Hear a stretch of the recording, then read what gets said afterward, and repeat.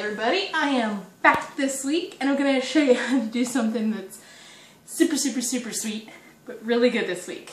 Okay, as you can see, I'm wearing a most awesome t-shirt that says out of bubblegum, and you are not cool unless you get that reference. Before I start anything, I have to give a huge shout out to T-Villain. It's a t-shirt website that I got my t-shirt off of. You have to check them out every day. They always have super awesome, super cheap, awesome t-shirts. So anyway, since we're out of bubblegum, I thought I'd do something this week called Bubblegum Fudge. Not a speck of bubblegum in it, but it's sure going to taste like it.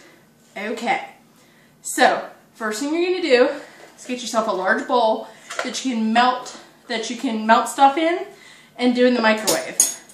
You're going to get yourself one bag of white chocolate chips, doesn't matter what brand, but you're going to empty your chocolate chips into the bowl and you're going to put it in the microwave for a whole minute.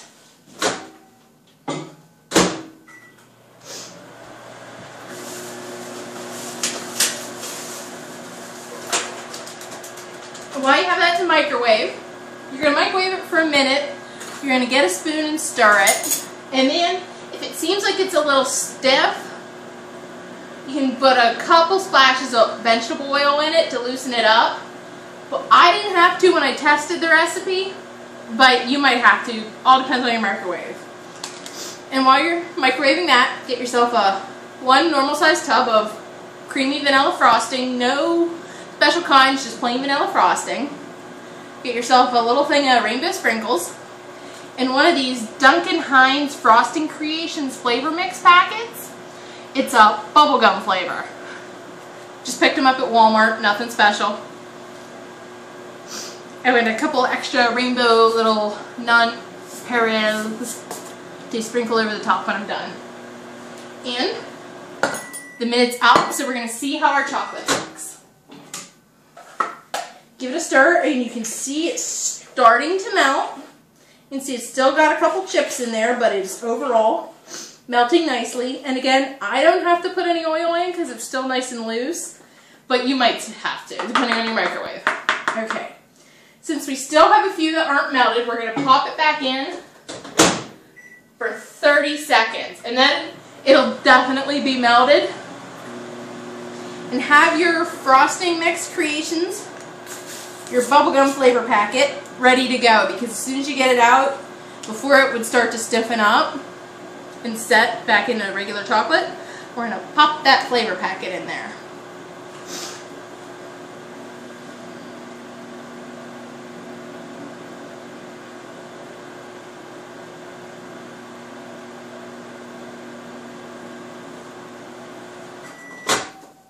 Okay. Shut our microwave, and then you can see we have a bowl of perfectly melted white chocolate. So we get our flavor pack, we dump it in there, and whew, that really smells exactly like you would expect classic bubblegum to smell. We're going to stir that in. It's going to turn your chocolate pink.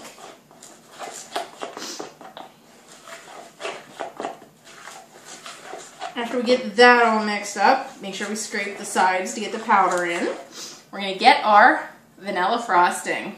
You don't have to get the Duncan Hines white frosting they provide to mix the packet in. I just went with whatever brand cost $1, because I'm cheap.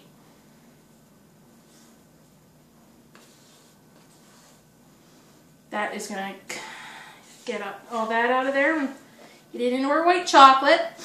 You can't really spend too much time goofing around because the chocolate is going to set up, and we need to get everything mixed up. Then we can let it set up.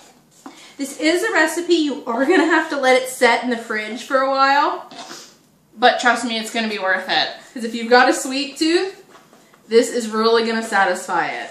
There's nothing in this. It is not pure sugar. Chocolate, frosting, powder mix, sprinkles. It's sugar, but it'll satisfy that bubblegum craving. Now this might take a little bit to get it all mixed up, but you want to get it mixed up where you don't see any white icing left. When you have it fairly well mixed together, you're gonna just dump that whole tube of sprinkles in. If you need to know, it's 1.75 ounces. Seems to be the perfect amount of sprinkles to dump in there. And all you're gonna smell at this point is bubblegum.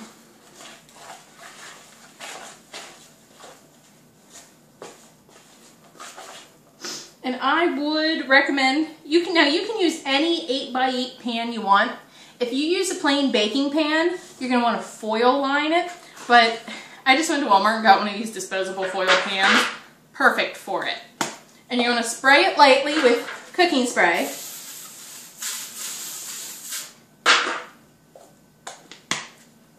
And when you get everything mixed up, plop it in the pan. It actually should come out of your bowl fairly easy because it just rolls out of there because of what it is. Make a little bit of scraping in there to get everything, get the last little bits and sprinkles, but it shouldn't be too hard. And now all you do is smooth it out because you want a nice level block, I guess you would call it, of fudge. I consider this a microwave recipe just because you had to melt the chocolate in the microwave. But I wanted to do something bubblegum themed for this week to go with my t-shirt, which I don't usually point out my t-shirts, but I had to this week just because it was so awesome. And if you haven't seen this movie, and you have to catch it. It is so terribly, awesomely cliched, but it is one of those sci-fi movies you just have to see. Roddy Piper is amazing.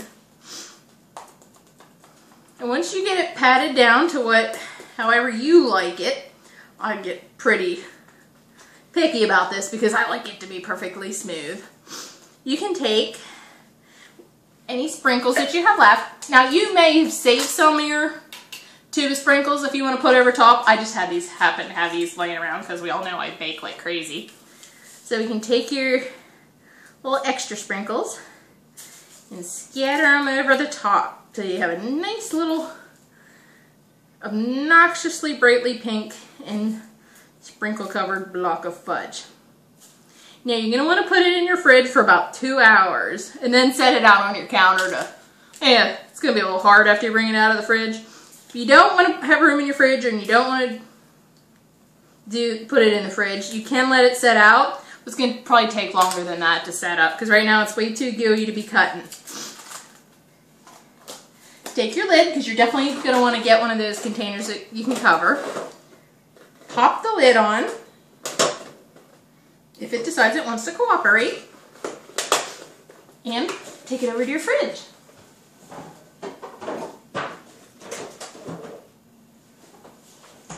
And through the miracle of time travel, I have a pan that's already done. It's more like I did it this morning to test the recipe. And then you can I took it to work and everybody loved it. Cut yourself a nice block of it. See, the good thing about these pans is they're totally disposable. You can just throw them away when you're done. There we have a perfect little block, colorful block of bubblegum fudge for when you are out of bubblegum. So sweet. You probably won't be able to eat more than one piece at a time, but it's amazing how much this tastes like bubblegum. It's fantastic. Oh, sorry, I was just checking my time if you want to write I was leaving. So, complete shout out to T. Villain. So happy with my t-shirt. Got it yesterday in the mail and just like went crazy because I had to get a recipe that featured bubblegum to do today. So, try this. Let me know how it goes. And I'll see you next week. Thank you.